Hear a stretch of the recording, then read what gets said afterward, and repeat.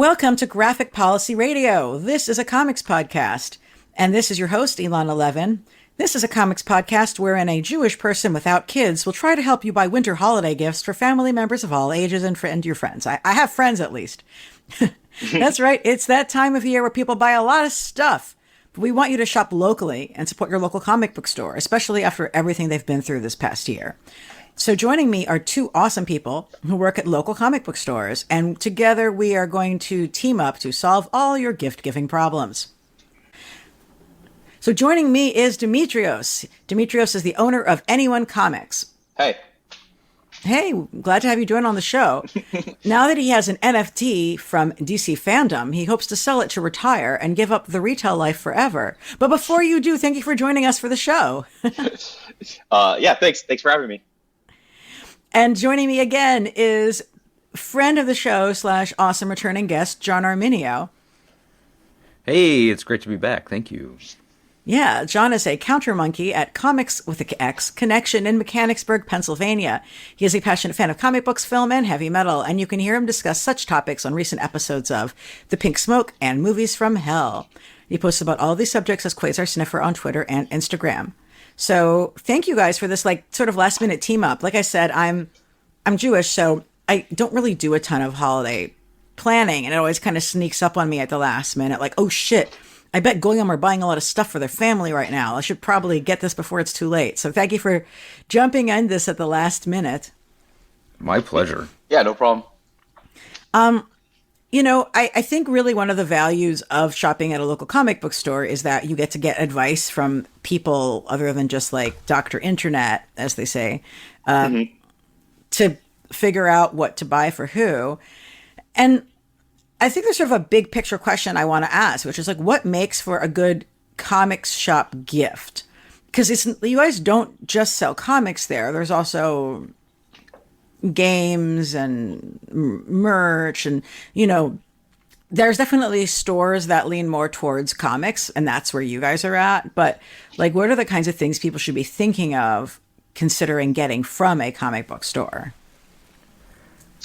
Yeah, I think board games is definitely a big thing. T-shirts and stuff. I think one of the easiest, most obvious gifts for stores that have this capability are gift cards.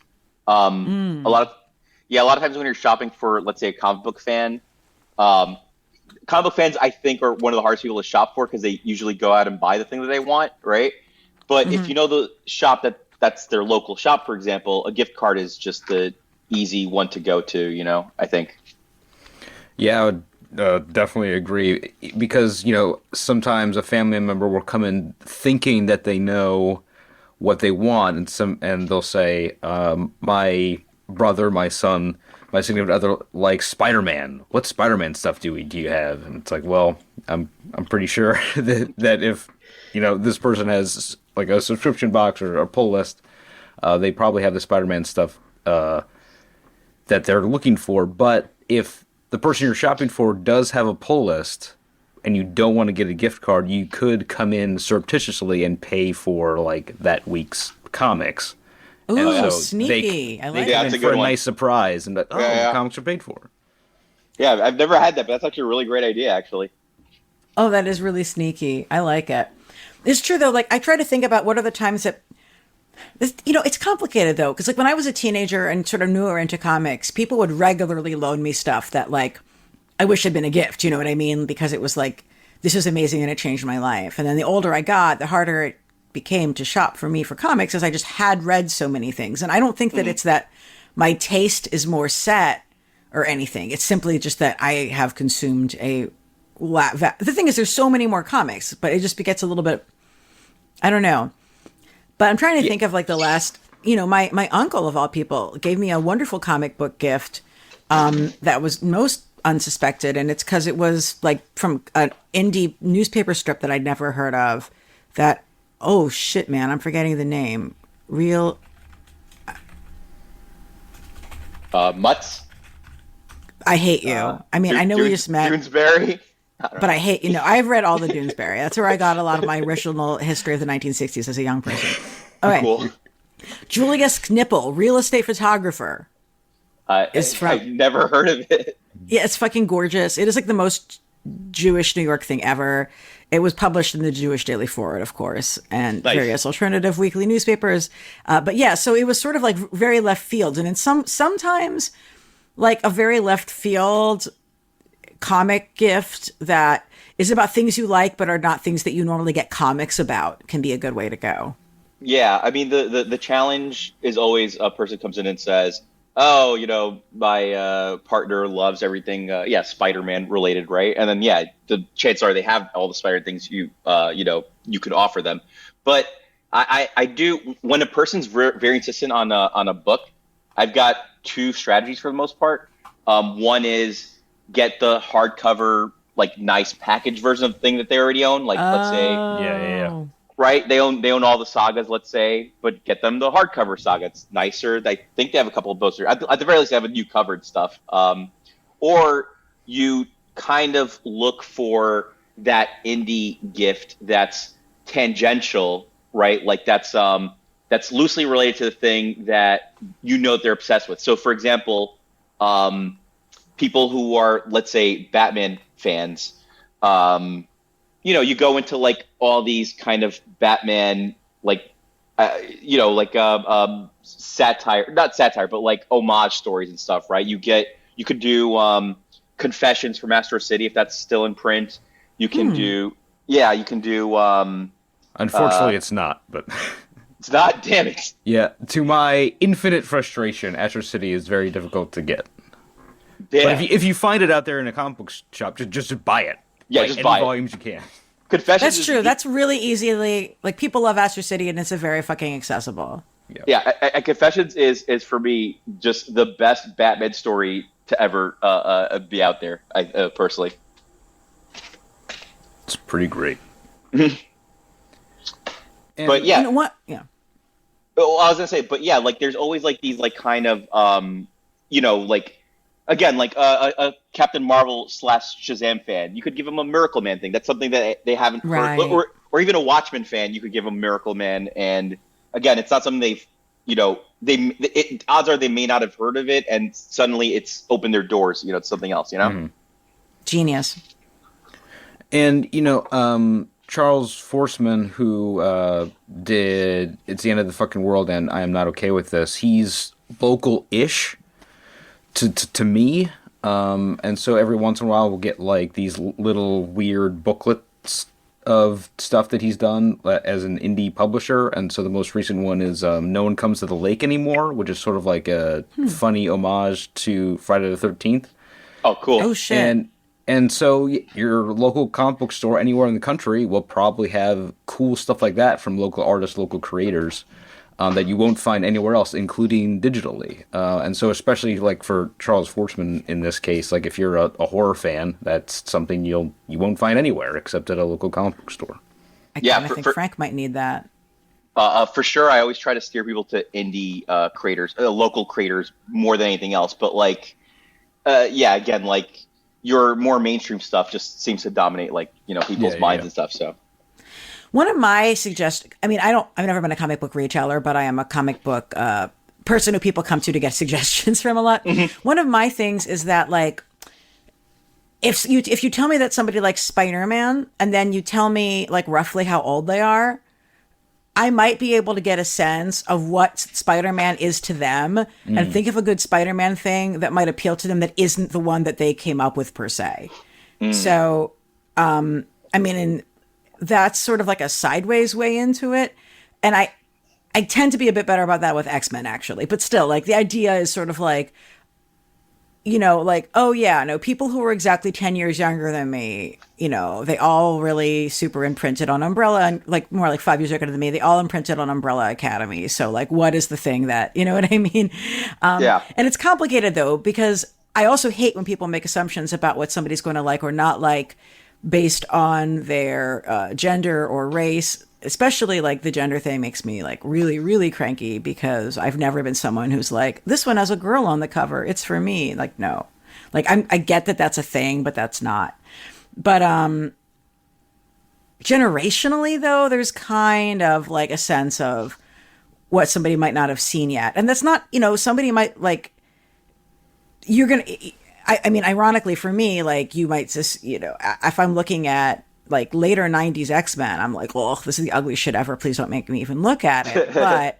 But, I still think that there's things you can sort of extrapolate a little bit when you know what other things people have read, what they might be missing. Oh, for sure. Because there's also a lot of comics that feel super modern that they might not have like, certainly we talk about, Suicide Squad, Ostrander, and McDonald, like stuff is like a lot of folks who kind of came up on like really like gritty comics that might have escaped their radar because it's older, What bothers me, man? It's the reverse of that, actually. When people make assumptions about books, when they could actually they could be about something more than you expect. So one of my biggest examples, one of the most shockingly progressive, and I think the most I don't know, like it was able to communicate through science fiction, gender identity, like very, I don't know, simply, I think, was Transformers, man. The IDW, the Phase 2 stuff. Yeah. Did you guys? It was remarkable when they discovered a planet of female identifying Transformers, and then suddenly decided, whoa, I can go by a different. It was remarkable, but and all the people I wanted to introduce it to kind of dismissed Transformers because it is based on an action figure. You would never expect something like that, but it's but it's pretty remarkable. I've heard that about that series. It was amazing. Yeah. Like that is one of the cool things about comics doing sort of these legacy properties. Yeah, like the Transformers, the IDW Ninja Turtles, or the Star Trek Year 5 series. They're really these fantastic like twists on the formula that but still feel very much like those properties. Mm-hmm. And so I've even given a Star Trek graphic novel as a gift to my dad. And he ended up, really enjoying it because he's a big Star Trek fan. So it's a really, interesting way to maybe get a geek gift for somebody who you might not normally get comics for. Mm-hmm. It's true. Like thinking about what are the shows that people love, and there's comics of like Blacklist. Like there's comics of like all kinds of random TV. I don't know if those were any good, but but like there's Winona Earp has comics. I think Winona Earp came from a comic, if I'm not mistaken. I could be wrong. Oh shit! Yeah, there's a bunch of Dune comics right now. Mm-hmm. Oh yeah, I wonder if there's any of those are good. My Dune customer fans love the Dune comics, actually. Okay. The Boom Studios ones, at least, and then I think there's another one coming from Sienkiewicz, or is that a reprint or something? That I can't remember. Oh well, but there's definitely going to be plenty of Dune property. If you guys are really feeling fall and like feeling that over the garden wall spirit and like wish there was more of that, the comic series of that are amazing. Yeah. The one challenge I have with those is those are anthology, well, at least the ones that I read that are the earlier ones are anthology books. And so when you look at it, some of the stories are definitely for older and some of the stories are definitely for very young, and they're in the same book. So it's sort of like, I can read this thing that's for a very little kid and appreciate it as like, this would be really good for a little kid, but like, I'm not as interested in it as I am at the ones that are a little bit older, and it's all in the same book, but it's really good. I don't know. Yeah, you're just going to have to see which graphic novel or trade paperback collection has what in it, because I do remember when those were coming out in single issues being sort of discombobulated by there'd be like one issue would be geared towards like 6 or 7 year olds and the next issue would be just like the show and with that creepy atmosphere. It was sort of a strange approach to releasing the property, as wonderful as it is. Cool. Yeah. But it's a great point about the Star Trek comics, and there's some really great people working on them now. I mean, I would advocate for Doom Patrol for the last 20 years. I used to work at Midtown Comics, and I'm really glad people are catching up to it now. But man, I really wish people were checking them out back then, man. Well, I think that I heard the Rachel Pollack, Richard Case one was going to come out soon in print. Do you guys know? Oh, that's cool. Well, they actually solicited it 2 years.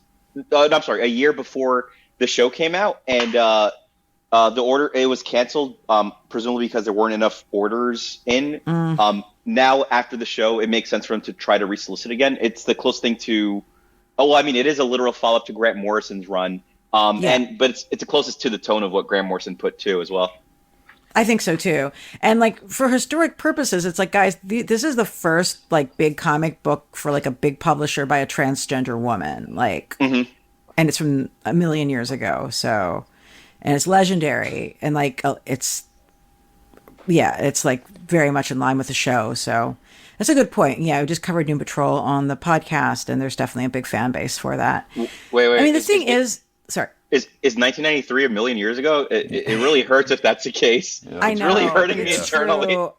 I know. That was about like a year after I started reading comics. So, I mean, just industry-wise, 5-6 years ago feels like a million years ago, because when I started a Comix Connection, we would every week put in our reorders on Tuesday, and every week they would come on Friday. And everything we would order, we would get in. And now we order, I don't know, a half of our order might never come, and it might come, in 3 days or in 3 weeks. Holy moly. So, I don't know. And we're ordering through 3 different distributors, whereas when 5 years ago, we were ordering through 1 distributor. So if your local comic book shop has trouble getting in a specific book for you, there's a lot of reasons why that might be the case. So be patient with us, please. Aw. Yeah, I experienced a little bit of that too, John. But I just whenever I had a chance, I would just order a crap ton ahead just so I can load up and just be less reliant on these distributors. Yeah, definitely. So what is... Oh, shit. Sorry. So how do local comic book stores help shoppers find the right gift for friends and family when you have someone approaching like a little bit more blank slate? Yeah. For me, definitely, ask their interests and ask about their reading level. It is difficult, though, sometimes if parents have a very protective view over what their kids are reading, because they'll ask, well, is this appropriate for my child? Like, my I don't know your child, and my instinct is to say yes, because, they'll ask, like, is bone appropriate for my child? Yeah. But yeah, I'm sorry, but my main... I mean, look, I watched Easy Rider when I was in 2nd grade, and I turned out okay. Yeah, we're all fine. Frank watched Predator when he was 5 or 6, and somehow he turned out okay. Yeah, you just really have to gauge the person's interests, and what try and find the gift that they're specifically looking for. What about you, Dimitrios? Yeah, I mean, there's like what we're saying is true though. There's we don't want to discourage. Kids, for example, do want to push their boundaries. They do want to try to read more grown. But it's not something that I think we need to consider when it comes to gifts. The important function of the gift is that it's also representative of the person giving it to that kid. Like, so I always add that. I always mention the fact that, like, obviously it's easier when the child is here to get them something. But then I think it's very much okay to do some of the more typical stuff, right? Like Bone is, I think, a good one. Amulet's a good one, of course. For more recent, like, or if these kids, which they usually have read Bone and all the Raina Telgemeier stuff, when they have read all that stuff, I usually go with some of the more recent DC kids books. They've been really solid. Yeah. And Scholastic's been putting out a lot more. Harper Alley has been putting out a lot more. I mean, frankly, it's very clear that the book industry is pushing more and more graphic novels aimed to elementary and middle school readers. And there's some quality control on their end. So I think most of it's been pretty good. I know. I had the writer of the new DC graphic novel for young adults called Whistle on my podcast. Oh And yeah. that book is wonderful, especially for Hanukkah, guys. They have a lot of Jewish themes and synagogue. There's a beautiful synagogue drawn in it. Jewish teenage girl superhero. And also Whistle, I believe, it's a person with disabilities, correct? The main character, the main superhero. No. No. Oh, okay. Well, there are books Her like mom that too. is, but yeah, Oh, okay. yeah. Yeah, it's so good. It's true. Like, they've really had a consistently good quality for the YA DC Comics books. Like, which it goes to show you, like, if you hire smart people and invest in it, like, the kid stuff can be really strong. Yeah. But it's funny because, when I was a young person, like, one of the things I liked about the X-Men was that it wasn't marketed as being a comic for young people. You could not have paid me to read anything that was, like, for young people like that. Right. No. You I do wanna see run for into adults. that too when trying to buy for kids, is that a lot of kids who are interested in comics don't want comics for kids. They want the riskier for them, grown up stuff. So you have to sort of find out, what they're trying to intuit what they're comfortable with. But really a lot of like the legacy Marvel stuff, if you can find it, like is like nobody is going to be scandalized by Ditko Lee Spider-Man. Yeah, no, it's true, right? Like, you have comics that were read by older people, but because of fucking censorship, like, you're not going to get in trouble for giving it to a kid. So it's like, here. Yeah. Yeah, Interesting side effect. The Mighty Marvel Masterworks that they've been putting out recently have been great for that, actually. They're repackaging like 10 issues of Silver Age Marvel comics into digest size. The digest size is reminiscent of Raina Telgemeier's books, so the kids usually gravitate towards it. I mean, the language is pretty like, Silver Agey, really corny and stuff. But I think the kids don't mind it. They, I think, like the novelty of seeing older comics too, right? Yeah. I don't know. Oh, that's so cool. Yeah, and that was preceded by Marvel doing graphic novel or digest-sized versions of characters like Miles Morales, Squirrel Girl, Kamala Khan. So there's that option as well. Yep. It's what funny, kind of- right? I'm sorry, but it's funny because DC clearly invested in this DC Kids stuff, right? The ink and the... but Marvel just took whatever they already had and repackaged it. I think it's a really funny duality. Oh, yeah, no, Marvel did not have a plan. So, like, what are some of the classic comics that they've repackaged that way? Just a couple. I'm curious. The one that came out last week was the Hulk one. We've had Avengers already. I think Doctor Strange came out, or maybe I just placed the orders and I might be confused. I think Fantastic Four has come out. Is it like Lee Kirby Yeah. Fantastic Four, or is it like John Yeah. Byrne Fantastic Four? No, Lee Kirby. Yes. Yeah. Oh my God. X-Men, as a matter of fact, the Lee Kirby X-Men is out for sure. Wow. Yeah. That's Spider-Man. wild. Yeah. Man, if they're going to re-release the Lee Kirby X-Men, could they like go through and just delete some of the dialogue bubbles? Anyway, so what is really popular right now that you find like that you really love? That you like you said selling a lot and you're like, I get it. This is great. Keep buying this, people.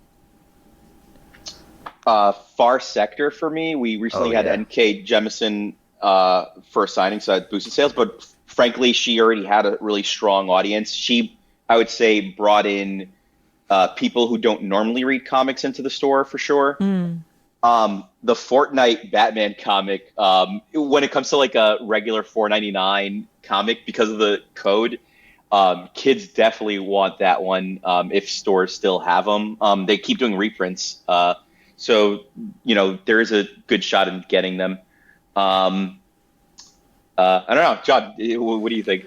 I was really pleased with the response to Good Asian. Like, people might sort of really love that. And from that, I got a couple people to read Infidel who would have never read a horror book.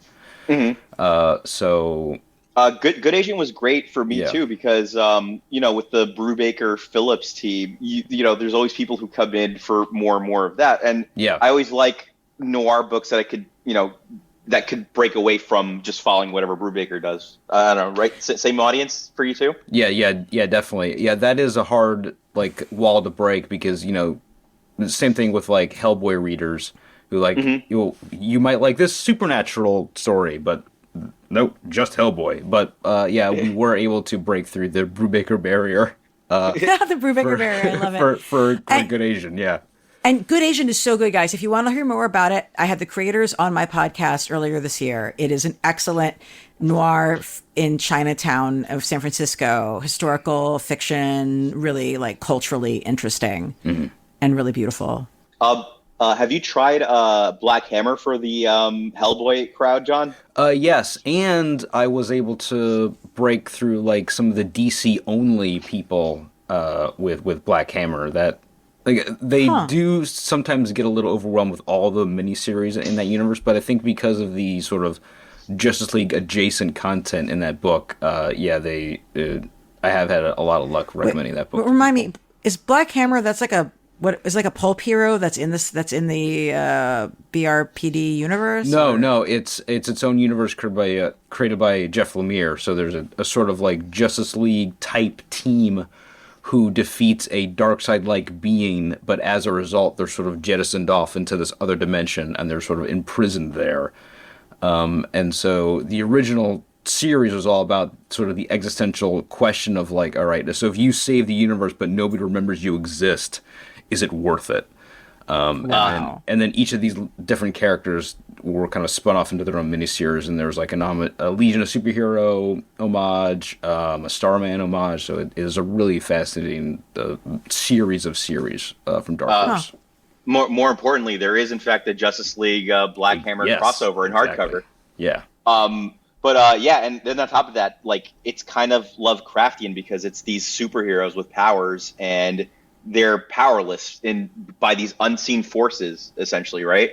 Yeah, and there's a lot of like sort of EC Comics homages and weird fiction homages that different characters go into multiple dimensions and tell anthology horror stories every once in a while. It's great. Mm-hmm. What toys are good that people like, and then also like I don't get it. But like okay. I hate Funko Pops, but they're super popular, man. I don't know. I mean, we do sell them successfully, but that's one that like I understand the novelty of it for the most part. But when people are buying, Jupiter Rising Funko Pops just because they're rare, that's a part that like boggles my mind, man. Oh, that's like a collector thing rather than like I love this particular property and so I want it. Yeah. But that's like I believe it's most of Funko Pop market. I just really was like, you guys, you made like a Laura Palmer dead wrapped in plastic Funko Pop. That's not cool. Oh, yeah. Please don't make Funko Pops of murder rape victims. Thank you. Anyway, I don't know. Like, what are some toys that you think are good that you guys are selling these days, if that's something that you participate in? I sell for me, board games and role-playing games are really good. Role-playing games encourage a lot of like storytelling amongst like friends and family and stuff. And we try to carry indie role-playing games as a result. I guess they're books for the most part, but it's a game. I don't know, but like games are the good ones for me, just because it's encouraging community. I think. Mm. Yeah, and people play online a lot more now. So even if you're not like in person. That's true, like Zoom and stuff. Yeah. You're looking at classic board games. I don't know, Ticket to Ride or. Ticket to Ride is a great one. It's not super complicated, but it's not just like random luck and stupidity. It's like it's a board game that requires strategy and planning, but it's not like really hard or anything. I think that's a great one. Well, thank you. Yeah, we have definitely had a lot of success with board games and Magic the Gathering. Oh yeah, yes. That's been. Hive has been a really popular board game. Recently. Absolutely. Yeah, that's a great because it's about insects, and so that is a great one for kids. And also one called Sagrada. It's about stained glass windows. So that you have dice, and so you roll the dice, and that corresponds to sort of the pattern that you create. within the stained glass. So if you have like an artistically inclined kid, that's a great choice. That's cool. I'm gonna take that one down. But do you know what a good selling point for Hive is? What's that? So because we were doing outdoors gaming and stuff, Hive sold really well because the pieces are really heavy, and so people were convinced that you could take them to the parks and stuff, and they won't blow away. Awesome. Yeah, That's so smart. Yeah. Yeah, that's right. There's the big tiles. Yep. One game that would totally blow away, but that I recommend is Sushi Go. It is a deck building game where like you choose certain cards to create the most delicious sushi meal. And what I think is good about it is I've seen old people like have the game explained to them and have them understand it and then learn how to play it. And I find that can be challenging sometimes. So they've successfully like my friends' parents have been successfully taught how to play Sushi Go, and they enjoy it. That's amazing. Awesome. And with younger kids, it encourages them to want to eat sushi, which is a healthy food. Because the sushi looks really cute. This is cute. I want to have this sashimi. Sorry, what? Are you sure you won't encourage them to play with their sushi when it's served to them? I don't know if it's for kids who are that young. Okay. But so, but it's a game where like everything you need to play the game is in the box. You don't need to buy anything else. It's all in the box. We found that to be a good accessible one. I also think Dixit, which is a storytelling game, is really good for people who, like me, are like profoundly allergic to math and prefer to be creative. Mm-hmm. It's not luck based at all. It's all based on imagination and like describing pieces of art, basically. So it's definitely not a niche of games that gets filled by a lot else, frankly. Oh, that's really nice. Cool. One that I just got a bunch of orders for recently was Mysterium. Have you guys played that one or know about that one? Yeah. Tell us more. I have played it once. So it's basically you're solving a murder mystery. Basically a ghost is conveying clues and stuff, and you have to piece together who murdered this person and stuff. So it's I was told it's Clue mixed with Dixit. I actually haven't played Dixit, so I couldn't verify. But that's what I've been told. I remember the art being really neat, and the core concept is really cool. Mm-hmm. Is there any way to make giving the gift of individual issues of comics, i.e., giving floppies, someone not giving? Is there any way to make giving a gift of floppies to someone not being a complete shit show? John, do you want to take this one? Unless you use a method I mentioned earlier about like paying for somebody's pull list for the week, like not really. I mean, I guess if you go to a comic book store and there's a couple interesting like new number ones that you might want to just throw at your loved one or friend, that like, hey, this looked interesting, thought you might want to give it a try. I think that would be good. But yeah, getting somebody, Immortal Hulk 48 on a lark is not probably not a good idea, or Good Asian number 5. Yeah. I would say maybe the Fortnite comics, just because they have the code. Again, I need to mention that. I think you mostly want to pair single issue comics with something else, like you put a single issue comic with a board game, maybe. And then honestly, the only time I ever see single issue comics being like really good, sincere gifts, as opposed to like, let me pick out 5 from the shelf and just, pack it in, is I think from like indie local artists, just because there's the kind of DIY craft aspect to it. You know what I mean? Like if it's a local artist who's not widely, if it's Charles Forsman or somebody, and it looks like a zine, I think it's somewhat more endearing because it feels somewhat more custom in that case, or at least more deliberate. Yeah, if you can find something unique like that, like an indie artist, or we have right now at our store a comic called Invisible that was created by a homelessness advocate. So that's something that is from a local artist and supports the community. So hey, That's so cool.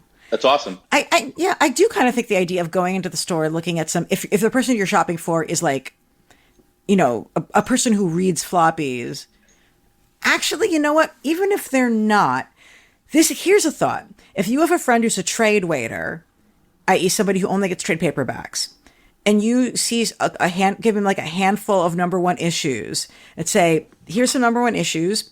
Maybe you'll find something you like in here, and then we'll get you the trade when that comes out, in like half a year. You know what I mean? Like, yeah, that actually that's kind of like, it's like buying them like a sample, like, like the equivalent of like Sephora mini lipsticks sampler gift to like someone, and then you could buy the full size later. And what Marvel and DC and Image have been doing the last several years is reprinting, number ones or, historic issues at $1.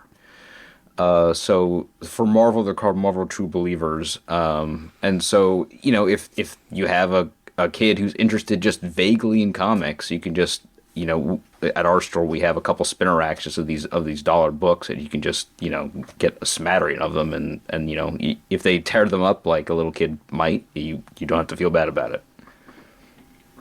That's cool. I disagree that giving a trade waiter single issues like a sampler is a good idea. I find that most trade waiters would actually probably resent getting single issue comics at all, because from what I've seen, it's not so much. It's just simply they just simply resent the idea of having single issues at all. I think there's the they don't want to throw them out because it feels like it's wasteful, even though like you gifting it like that, they should feel free to throw it out. But the collector mentality is still there, and now they have like a stack of single issues that they don't want. You know what I mean? I think the trade waiters would be more inclined to just try something out digitally, or just frankly just getting a trade. I think a trade waiter just very unapologetically about trades. I could be wrong, but that's been my experience. No, I get it. Yeah. No, I mean, I know for me, like I'm a weird combination, so I'm not like complete. You know what I mean? But it's true. A lot of trade waiters are strictly trade. Well, I think combinations are the best people. Like, there's just some books that are better in single issue form, and some books that are better reading together. You know what I mean? Yeah. And also, for us, because we take in so many, used comics, we have been able to frequently put together single issue runs, like runs of single issues, like in a complete, series, and sell those as a set. So like it's 12 issues, like the first 12 issues of, Hickman's X-Men or whatever that you can buy in a block. And so that's sort of, you can get the experience of reading a trade, but in single issues. So it's a little bit of both. Yeah. You have the collector aspect that you have everything all at once. I can see that working. Is there something physical from a comics shop that would be a good gift for them? I have a friend. So when I first opened up the store like 5 years ago, I had a friend who only read digital comics, right? And like for me, I've been trying to like figure out what gets people into the store and stuff. And he always, even though he read digital comics exclusively, he always came out for Free Comic Book Day, right? And I feel like there's nothing more cluttering than Free Comic Book Day books. Am I wrong there? Oh yeah, I give away like so much. That's also because they're usually not good though. Right. Yeah. So I asked him like, why are you here? Like, why don't you buy other books? And he said he was supporting the store or whatever, which is a complete lie. I mean, stores pay for the Free Comic Book Day books before they hand them out, so it's really the opposite of that. But I realized that as he was articulating poorly why he was taking the Free Comic Book Day books, it's more commemorative, right? Like people look at Free Comic Book Day as Comic Book Day, right? So I think for digital readers, if there's something that they could connect to personally on a story they may have read, I think they would appreciate a physical copy of it. Yeah, and there is also, like Dimitrios said, some beautiful, oversized hardcovers Oh yeah, of these series. So, like, just recently there was the comic book adaptation of Neil Gaiman's American Gods, was just published in like a gorgeous oversized hardcover with a beautiful David Mack cover. So the book itself is a piece of art, and things like that. Things that, like I said, local artists that you can't find digitally. And I also think that the experience of a comic book store is just very special.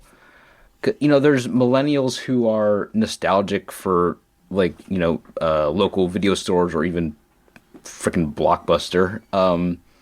Like that sort of curated experience is something that a digital reader doesn't have. So if they've never been into a comic book store, I think it would be a treat to just like let them roam free and explore and see what's there, and maybe ask somebody like me a question like, well, if you like X, you might like Y. I also think that there's a lot of people who assume that they're going to have a bad experience in a comic book store.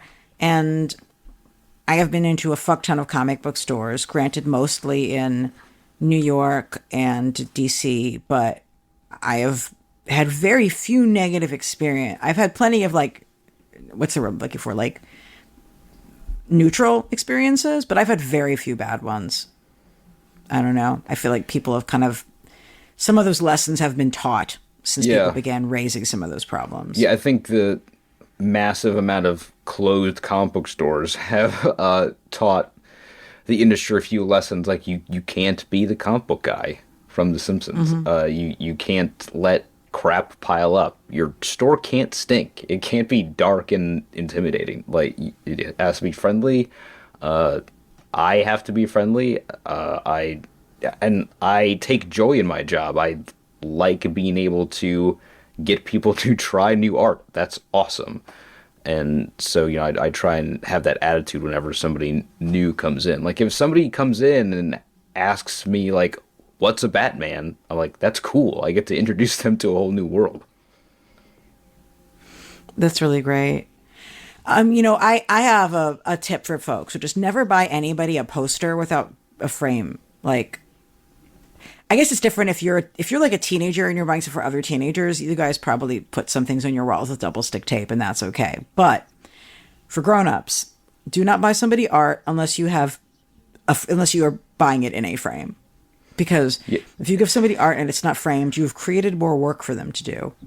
Yeah, it's very expensive to get that stuff framed. I've actually just ordered a couple of frames from what's the one that the QAnoners hate? Wayfarer. And they had some decent standard dimension stuff for some art that I've gotten at cons.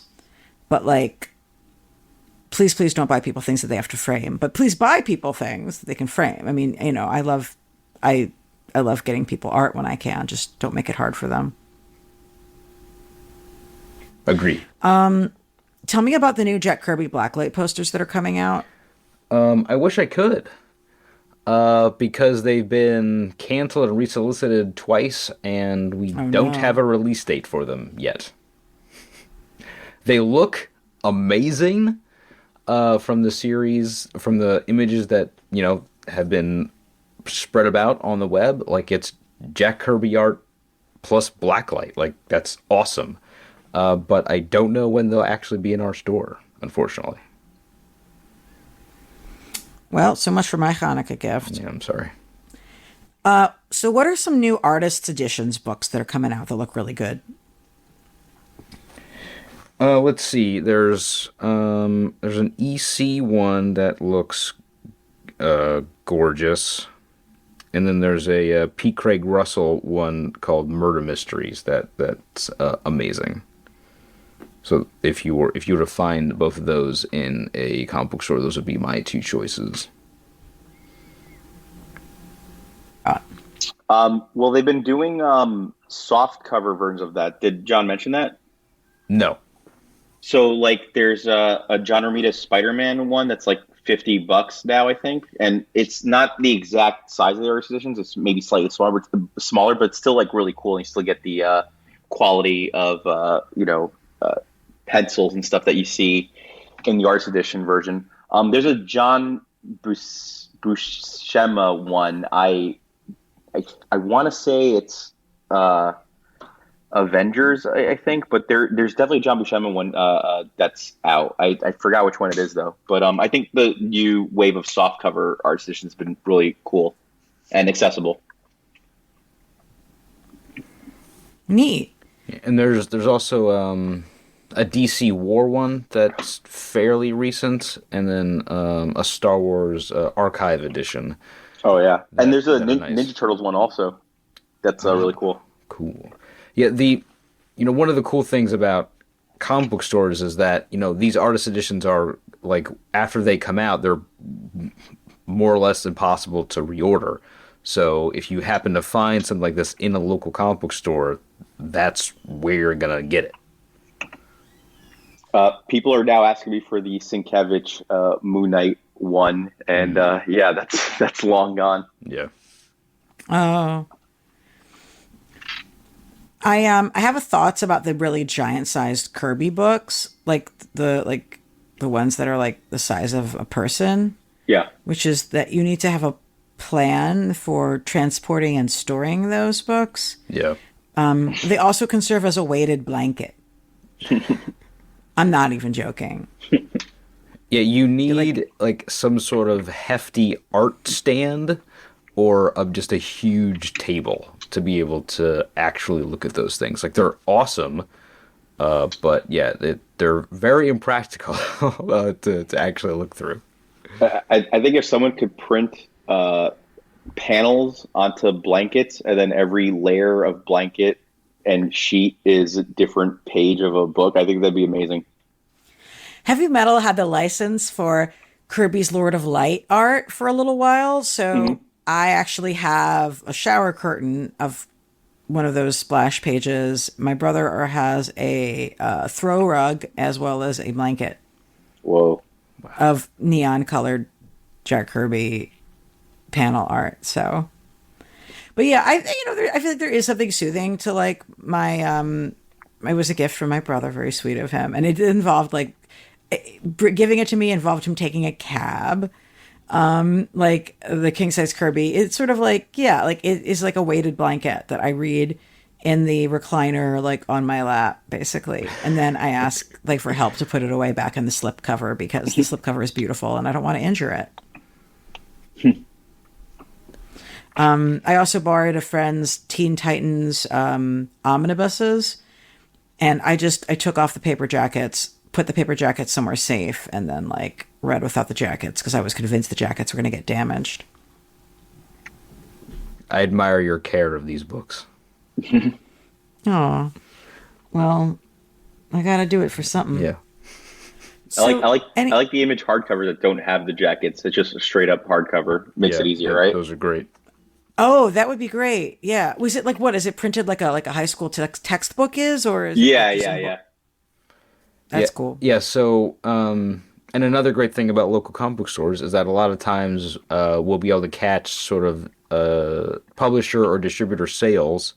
So we can get in things like a Revival or a Monstrous or a Gideon Falls or a Saga hardcover on sale, and then you can get them for pretty cheap. Those image hardcovers are usually $50, and at that size, the Marvel versions of that size would be like $75 to $100. Yeah. So if you're able to get those on sale, it's it'd be like cheaper than buying it digital even. Oh, that's cool. Is there anything we should talk about that we haven't covered yet? Yeah, if you have a D&D loving person that you're buying for, there's all sorts of D&D related knickknacks that are out now. It's been increasing in popularity over the last decade. So we have things that are like dice bags that are shaped like dice that are really neat, or sort of extravagant things like 100-sided die that looks that everybody who comes into the store like picks it up and looks at it, but 99 out of 100 people aren't going to buy it, but it would make a great gift for somebody who enjoys tabletop gaming. Yeah, that's Cool. a really good key. Is to be a great gift is just a gift that a person won't buy for themselves, right? Like, yeah, no one would ever Yeah. buy a 100-sided die for themselves, but they wouldn't mind owning one. Yeah. It's true. My friend got me some really cute dice for D&D. MTG tokens and stuff like that are good. You know what? We got our friends a dice tower. For those of you who don't know what the fuck that is, 'cause I didn't know the fuck that was, and it's a really good idea. It's like a box that can be different novelty styles that you put dice in, and it rolls it, and the dice don't go flying everywhere. So Yes. if you, for example, have players who, like me, have a tendency to have dice fly off into corners, it's a particularly good gift. And if you use the 100-sided die, you will want one of those because it's almost like a ball and will roll off your table if you try and use it without some barrier. There's also like yeah. these really nice, elaborate metal and Yes. maybe jewelry-looking dice as well. Yeah, those would be good. Like they're usually super pricey and stuff. And again, like somebody who's really addicted to buying dice would buy it for themselves. But for the most part, I think it's just something cool that they would like gifted rather than buying, outright. What is any thoughts on gifts for like babies? Board books, maybe, especially. But like, are any of them good? Because I've seen some board books that were superhero related that looked like offensive. Yeah, I mean, to me, when you're buying gifts for babies who are very happy getting wrapping paper and just playing with that, Yeah. I feel like you're ultimately buying what you want them to have more than what they actually want. So you're really, if you're buying let's say a board book of, I don't know, Wonder Woman or Batman or something, you're buying it as a Batman fan or a Wonder Woman fan, hoping to imprint that appreciation to them, I feel like. I don't know. Yeah, and there's definitely like the line of little golden books with superheroes and Star Wars and things like that. And there's some like Bluey books that we have, and also some sort of superhero activity books for kids that age. And for older and I was just gonna say, and for older kids, there's a bunch of puzzles from like with puzzle piece numbers from like 1 to 100 to 1,000 with Spider-Man, Batman, the Avengers, Deadpool. So, a lot of activities that you can get kids into comics with. I mean, I don't know. There was like there's totally ones I've seen in the past. They're like Wonder Woman is a girl. I'm like, Superman is a boy. I'm like, this is just. So I would just say flip. That I have I not don't seen. know. No, Like flip through the what it board said, books to yeah. make sure it's not like completely fucking offensive. Well, thank you guys for joining me. I hope we are able to help some of our listeners. And truly, guys, this is an important time to support your local comic book stores. Oh, you know what? One thing I ordered from John's store that I got that I think could be a hit for your stoner friends is the new Meg, Mog, and Owl books that are. It's not even my usual shit, but I got really hooked on them on the series during when things were the most locked down during COVID, and they had a whole series of of comics that they were coming out on Instagram, and I got sucked into that. And then I was, you know what, I've read so many free comics from, I should go and support the creator. So I went and I ordered the book, and it's definitely, from what I've read, a book that has lots of crossover appeal amongst folks who are not normally comic book readers. It's definitely a stoner feel, but it's also very heavy emotionally about like families and trauma and all that, but also drugs and a lot of queer characters and really complicated feelings. Any final thoughts, guys? If I could just plug a couple cool things that might be cool gifts. Yeah. There's a hardcover called Untold Horror. That's sort of like an illustrated collection of cool horror movies that were never made.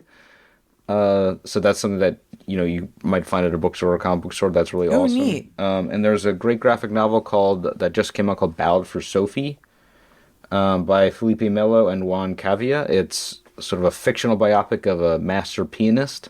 So if you have anybody who's really into music, they might appreciate that one, or just awesome graphic novels. Cool. For me, I would want to plug, like, honestly, to me, one of the can't fail gifts is art books, honestly, like the art of blank. Oh, yeah.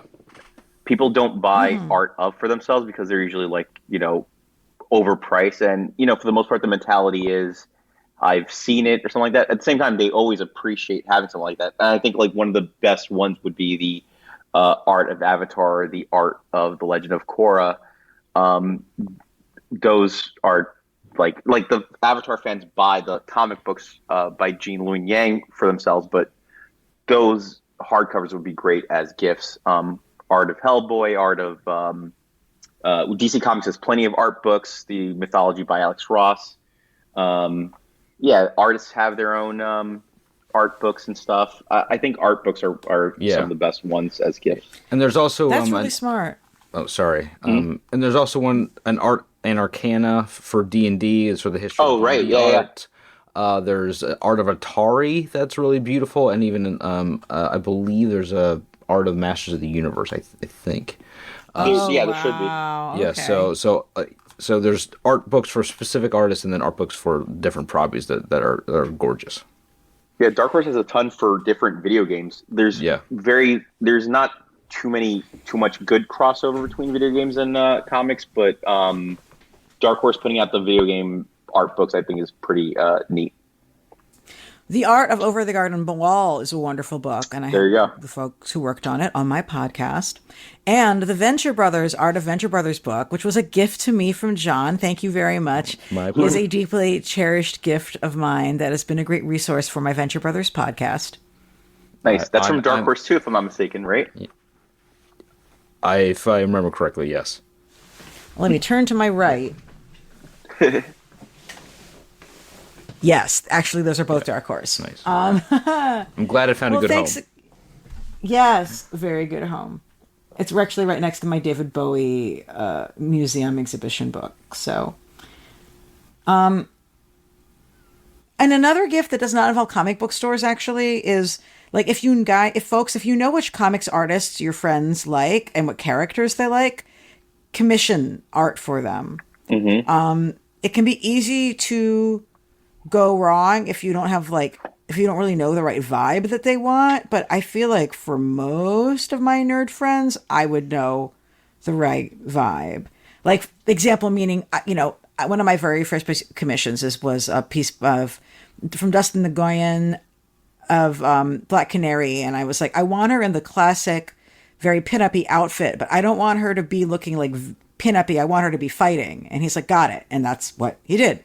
Right? Awesome. Like, so if you can be specific, like they're like this outfit and this style, but I want it to be fighting or smiling or, what kind of mode it would be, then that's usually enough to go and get your friend something really nice, then support an artist. And like commissioned art is very, very affordable. Like, I don't know how the heck artists charge so little. So go and give them money and then frame it.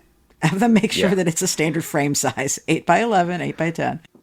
I was going to say, definitely give artists money. I would say that's a universal cry from Eddie. For sure. Comic book person, yeah. And with that, where can our listeners find your comic book store and your stuff online, Dimitrios? Anyonecomics.com. All our social media handle is Anyone Comics, ANYONECOMICS. And we're in Brooklyn, in the center, in a neighborhood called Crown Heights. Yeah.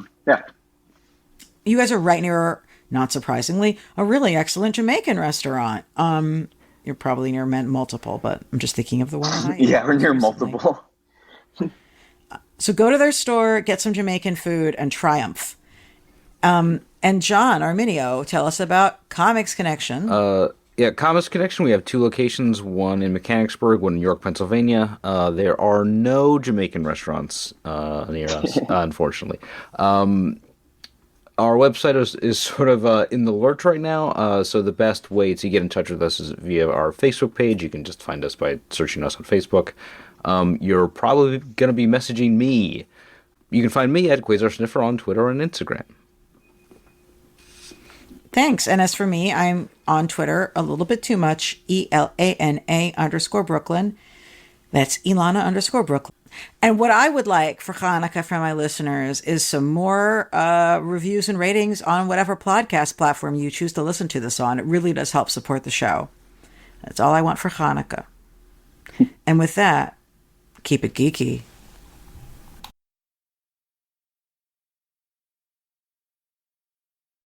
Hey, thanks for watching the previous video from Graphic Policy Television. Just by watching, you help support our site. Thank you so much. Now, if you're watching these videos, you probably care about geeky things like movies, television, comic books, toys, games, video games, you name it. You can go and subscribe right now to our YouTube channel to stay in touch and catch all the new videos, or check out our website at graphicpolicy.com. There's a nice link on this end of the video. But as always, thank you for watching. Keep on rocking and keep it geeky.